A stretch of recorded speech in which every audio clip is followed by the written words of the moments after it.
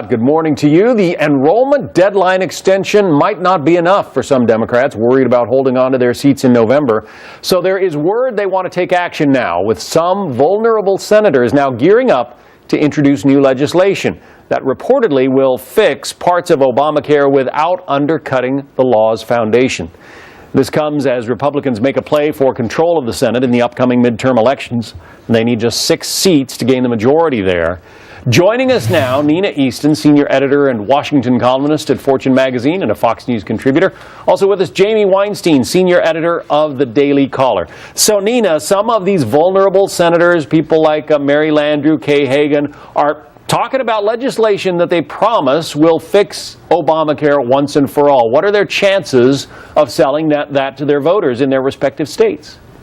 Well, what we're seeing, John, is a systematic attempt to take the most poisonous aspects of Obamacare off the table. So you have the White House at first saying that more people can keep their policies, so they're trying to avoid a mass cancellation of policies again right before the election. We saw a putting off the mandate for businesses and small businesses, but now the candidates themselves are tackling it. So we've got 6 senators coming out probably today with legislation that would, for example, address the concern about the premium increases under Obamacare by offering a lower cost plan. A plan they would call the copper plan, right, which would become behind the gold plan and the silver plan and the bronze plan. So if you don't like your bronze or your silver or your gold, Jaime, potentially you would have a copper plan that you could buy that I guess would be cheaper. Is that the idea?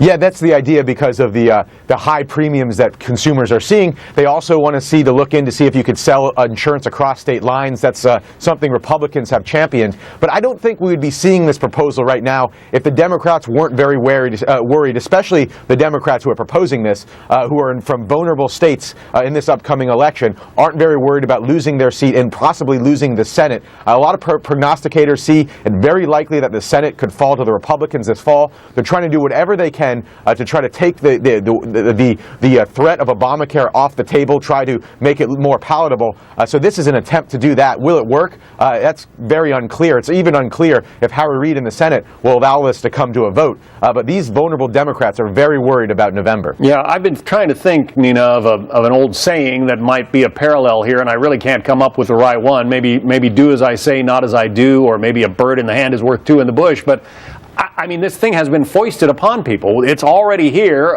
Many Americans are having to deal with Obamacare. The reality of what exists versus this promise that we're going to try to fix it, how do they sell that to people and say, oh yeah, things will get better because we're going to make it better? Well, they sell it by saying, let's mend it, not end it, that it actually has good things. They will make the case that they'll appeal especially to the more popular things, like keeping your child on your plan until age 26, or the pre-existing conditions won't prevent you from getting insurance. So they'll focus a lot on those elements. It's interesting, though, John, some Democratic strategists think that the mend it, not end it is actually a bad, weak defense. And they were concerned in that Florida special election that we saw, in which the Republicans surprisingly won.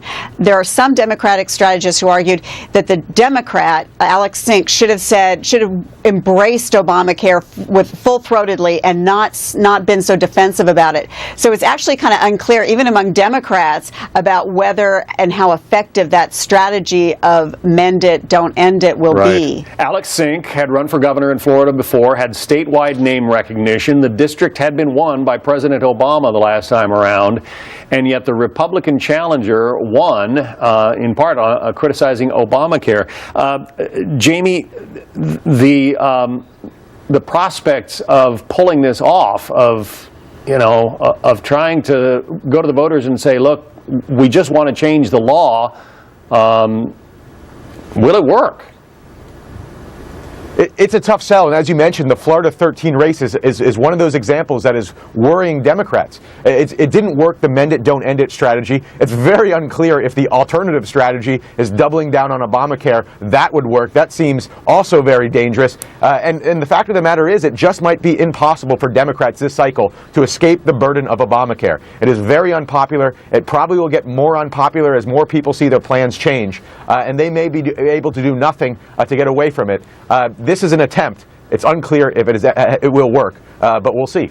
Also kind of ironic, Nina, that you know, this is a proposal to change this Obamacare debacle through legislative means when the president changes it by executive direction anytime he wants to.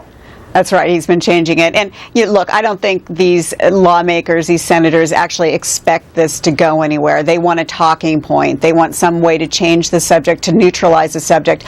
I would just add a note of caution to Republicans, though, not to get too giddy at this point, because it is true that the White House is taking a lot of the pain off the table. And if that narrative isn't there being pummeled every single day, you might not see the kind of backlash against Obamacare that Republicans are hoping for. All right. Nina Easton, Jaime Weinstein. Interesting developments. We'll keep an eye on them. Thank you both.